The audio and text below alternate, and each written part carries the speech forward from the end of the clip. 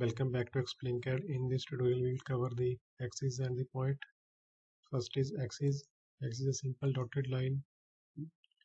You can create anywhere. This is the axis. You can customize it by giving dimensions. In axis, there are 2 points. You can create a circle and any shape at these points. The next is point. Here are some types of points. Drag this toolbar at here. First is simple point. Click anywhere and a point will generate. The next is point using coordinate. Select it. It requires 2 coordinate dimensions. Horizontal, I select 30 mm.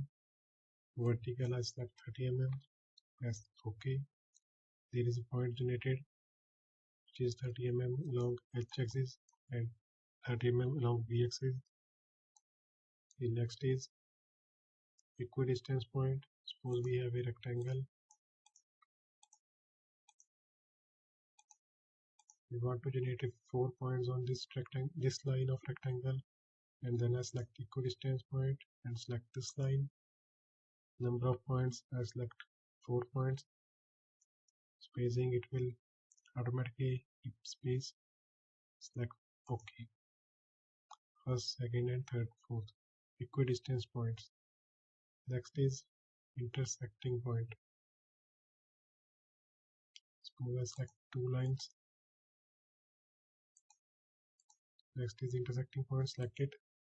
I select this line and this line. It will generate a point which is intersecting at both these points. Suppose I'll create 2 lines.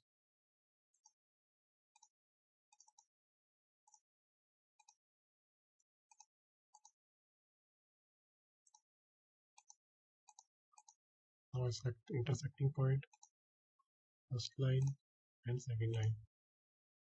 There is a point generated which is intersecting point. Next is projection point. For that I try circle. I select projection point. For it, select center of the circle and then select this circle. It will project a point which is projection point. Thank you so much for watching. Please subscribe Explain CAD.